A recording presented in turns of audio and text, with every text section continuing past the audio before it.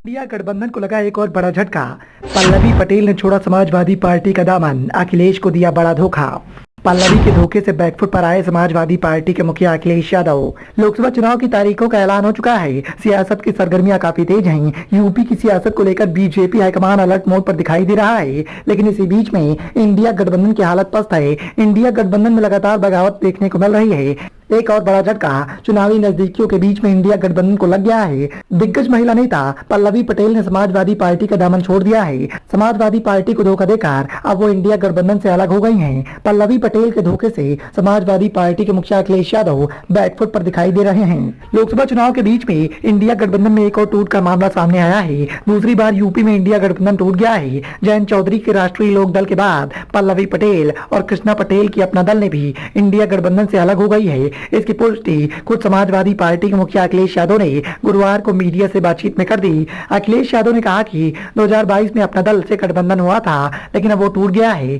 2024 के लोकसभा चुनाव में समाजवादी पार्टी और अपना दल कमेरावादी का गठबंधन नहीं है। एक दिन पहले बुधवार को ही अपना दल कमेरावादी की नेता कृष्णा पटेल ने यूपी की मिर्जापुर, फूलपुर और कौशाम्बी सीट से अपना प्रत्याशी उतारने का एक तरफा ऐलान कर दिया था। बताया जाता है कि कृष्णा पटेल सपा की तीनों सीटों की मांग कर रही थी। समाजवादी पार्टी की तरफ से उनकी मांग पर कोई तवज्जो नहीं मिलने पर उन्होंने अपने प्रत्याशी उतारने का ऐलान किया था। इसी बीच में बुधवार की शाम को समाजवादी पार्टी ने मिर्जापुर से अपना प्रत्याशी भी उतार दिया।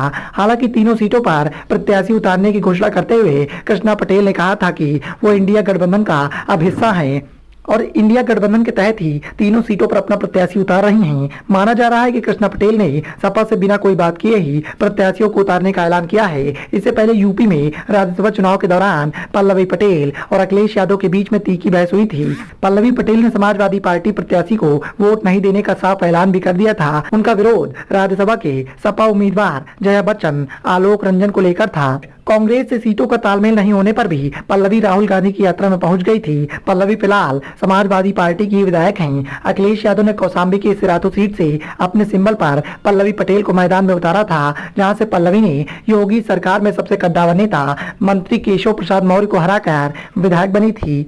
चुनाव की तारीखों के ऐलान के बाद मिले इस झटके से कहीं न कहीं समाजवादी पार्टी बैकफुट पर है। साथ ही अखिलेश यादव को भी इस बात का एहसास है कि पल्लवी पटेल जैसी कद्दावर नेता के धोखे से कहीं न कहीं चुनावी समीकरण बिगड़ सकते हैं। Bureau report, the noise of India.